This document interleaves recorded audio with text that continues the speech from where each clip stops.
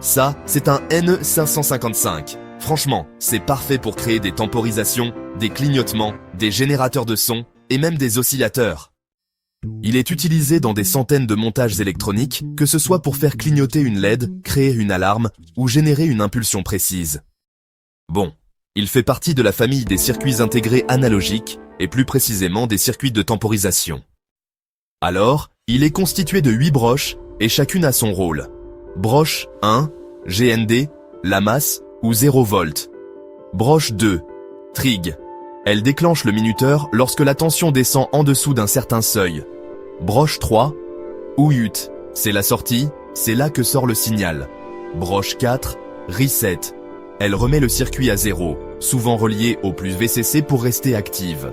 Broche 5, CTRL. C'est la tension de contrôle pour ajuster le seuil de déclenchement, souvent ignoré, mais utile pour certaines applications.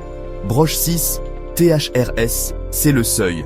Elle détecte quand la tension dépasse une certaine valeur. Broche 7, DISH, elle décharge le condensateur pour redémarrer un cycle.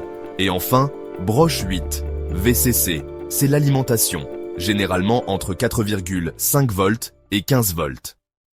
Alors, il est utilisé dans des montages de type multivibrateur astable, pour le clignotement automatique monostable, pour générer une impulsion unique, bistable, comme interrupteur électronique, ou encore comme générateur de son, etc. Alors, les avantages du NE555, c'est vraiment pas mal.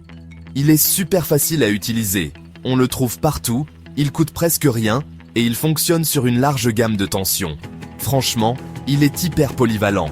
Un seul composant pour plein d'usages différents. Bon, il faut aussi parler des inconvénients. Déjà, il n'est pas très précis pour des temporisations longues. Et il peut être sensible au bruit si jamais il est mal câblé. Et, pour des projets plus complexes, il est souvent remplacé par des microcontrôleurs. Voilà, vous savez tout sur le NE555. Si vous avez des projets à réaliser avec ce composant, n'hésitez surtout pas à consulter sa datasheet. Vous y trouverez comment le câbler, les tensions à appliquer et toutes les infos techniques utiles. Franchement, c'est super pratique.